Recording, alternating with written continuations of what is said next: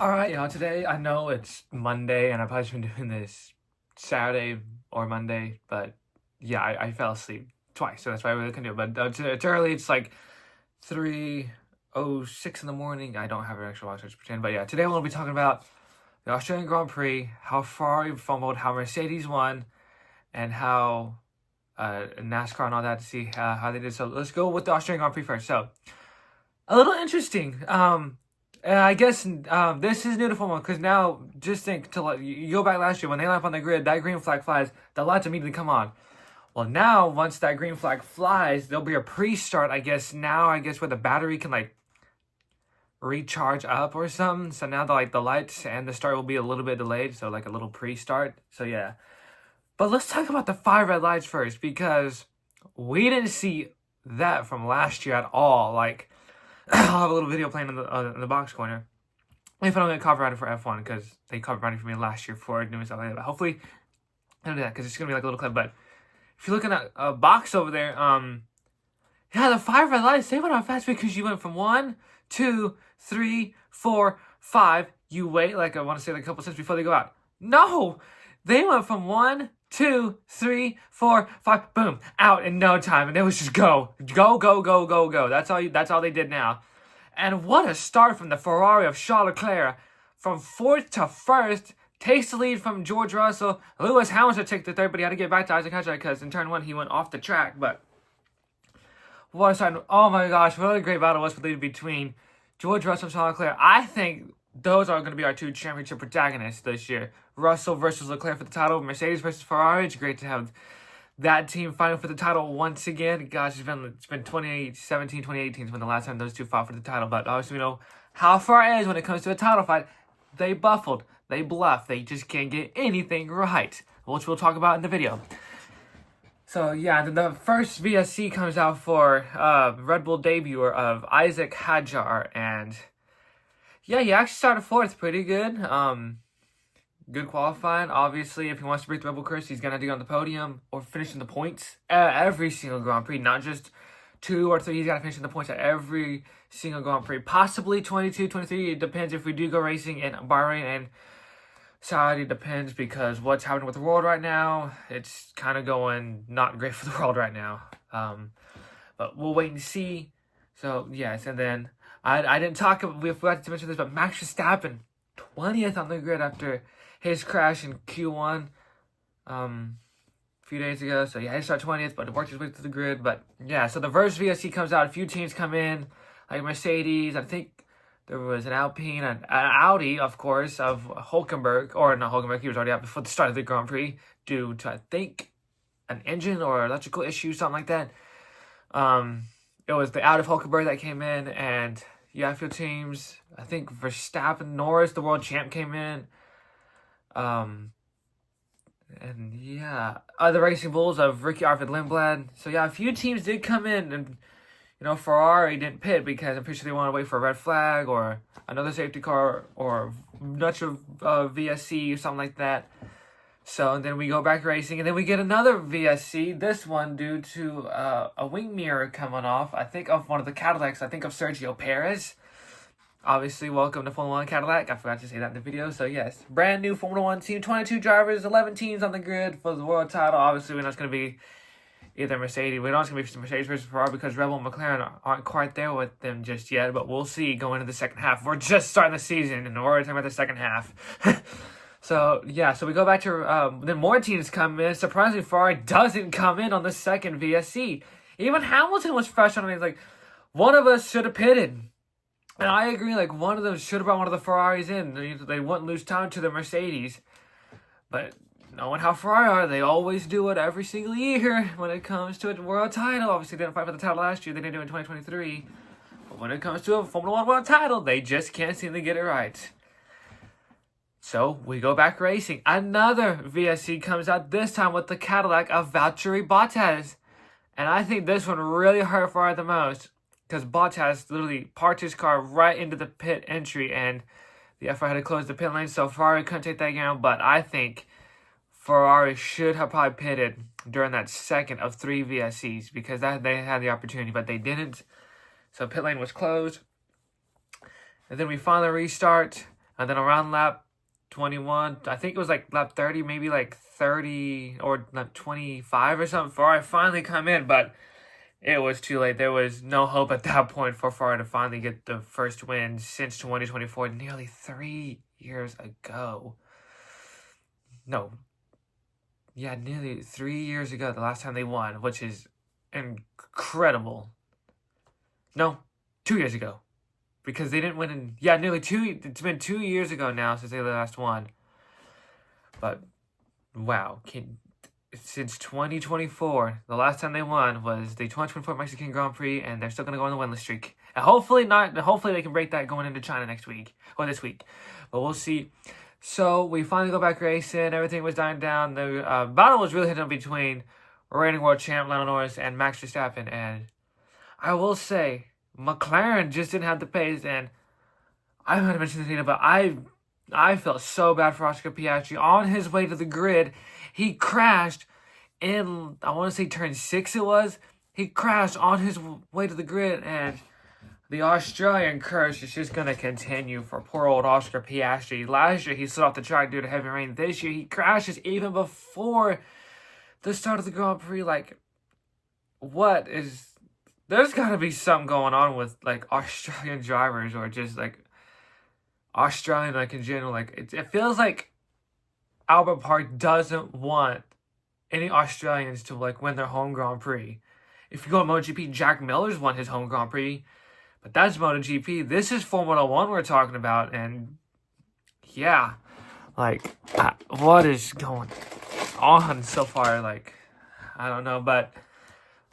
Ferrari just couldn't keep up the pace, and Mercedes take the win. It's a 1-2 for Mercedes. The first 1-2, and since, gosh, I want to say 2 years ago. Actually, the first 1-2 in Australia since 2019, basically. So, yeah. So, now George Russell is now the new championship leader with Kimi Antonelli in second, which obviously we know Antonelli probably won't stay in second because it's going to be between, I think, Leclerc versus Russell for the title. I think it's close between Hamilton and Antonelli for third, possibly, to see who's going to get third behind probably the two championship contenders. But there is your championship standings right here. This is the drivers. Obviously, George Russell leads teammate Antonelli by 7. He leads Charles Leclerc by 10, and Hamilton down in 4th. And reigning world champion Lando Norris is 5th place in the championship. Where are McLaren? Where are the reigning world champs? You got to think, like, they could struggle once again. You got to think, go back to, like, 2022 when the new regulation, they were qualifying, like, midfield. So, with the new race here, could they qualify midfield? And the last time McLaren won the Drivers' Championship going into 2009, they didn't defend that. Hamilton finished 5th in the championship that year. Could Lando Norris do the same thing? And I think McLaren, like, finished 3rd or 4th that year? Where will McLaren finish at the Constructors? But... so far, there's your championship now. There's the Constructors, obviously, Mercedes lead Ferrari by 27 points over McLaren and Red Bull at 4th. How about Haas P5 in the Constructors, led by Racing Bulls? Then it's Alpine, who are there. Then Williams, Cadillac, and Aston Martin. And Aston Martin just had a horrible day out of Australia. Like, they were just nowhere to be seen. Like, oh my gosh, they sit currently last in the Constructors. And yeah, but the one thing I do complain about is the super clipping. That should not be allowed in Formula 1 because they slow down on the straight. Like, you want to see some great battles actually for the lead, not just a guy slowing down the main straight, just have another guy just fly past him. No. The super clipping needs to, like, be done, needs to get away from Formula 1. And I guess there has been talks, rumors are speculating that these changes could be changed going into China this week, but we'll wait and see. But hopefully one of them is the super clipping because no one needs to see that in Formula 1. No one needs to see that for sure.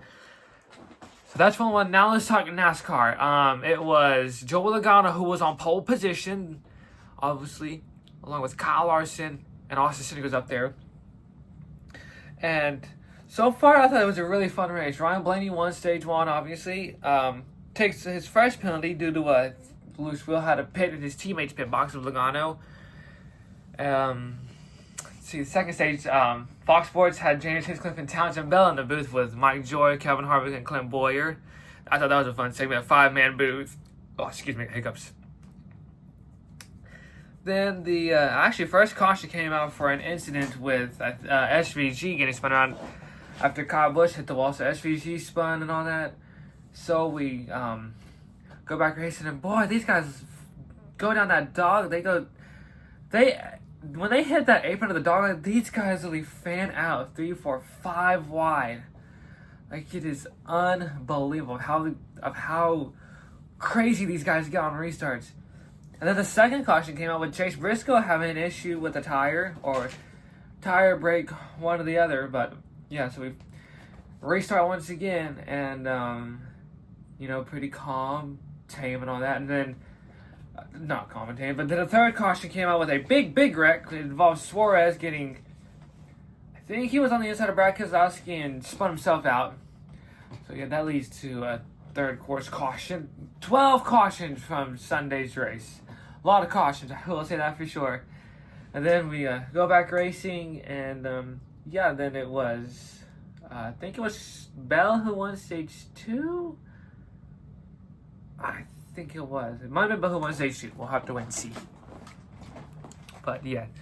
And then we go into the final restart, and this is where just chaos happened. Joey Logano gets into the back of Ross Chastain. Chastain tries to correct it. Logano just can't get off him, and just leads to a hard, big crash. Alfredo getting airborne. Austin Cindric getting airborne.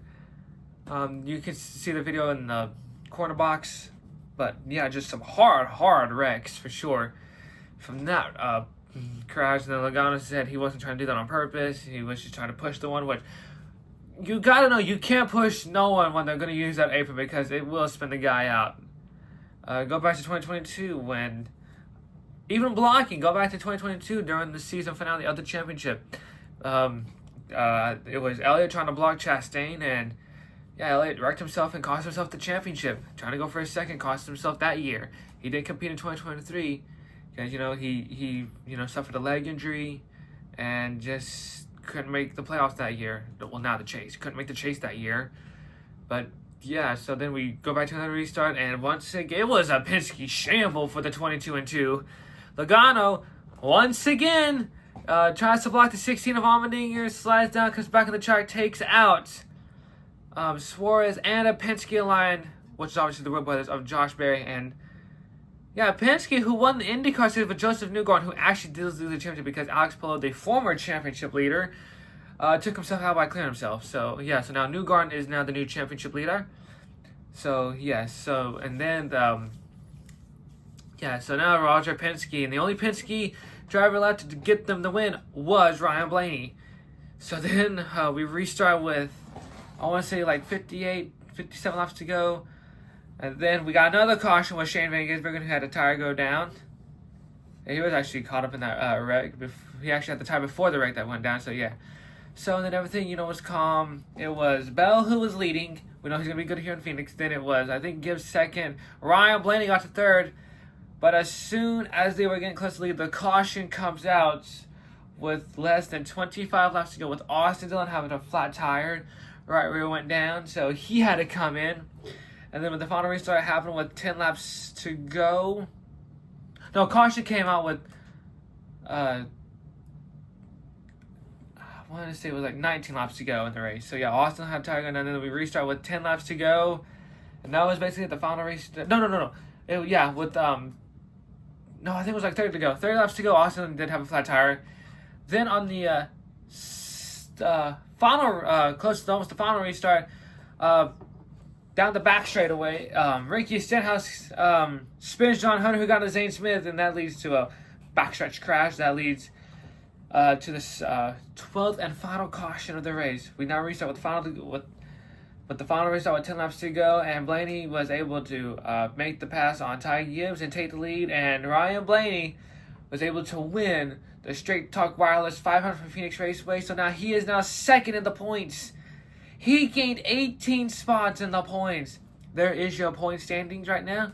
Gained 18 spots in the points. That is, wow. So now holding the 16th spot is Ty Gibbs, but wow, I'll tell you what a race that was Sunday. So yeah, It's still Reddick who is still the points leader. He leads by now 60 points over Ryan Blaney. Bubba slips down to third, 72 points back. And then SVG is holding on to fifth. And SVG, he finished 11th after having a couple issues. Yeah, I'm telling you guys, he is improving. He's been improving on his ovals for good. And Eric Jones, shout out to Eric Jones. Was allowed down, and you gotta talk to him for Legacy. Also, Legacy's improving too to get better and better. But yeah, I thought this race was good. Really fun race to watch, I will say. So yeah, thank you guys for watching, and I will see you for another race recap for the Chinese Grand Prix, which will include the sprint, main Grand Prix, and of course when we go racing in Las Vegas for the Pennzoil 400, I think. But yeah, see you guys next time.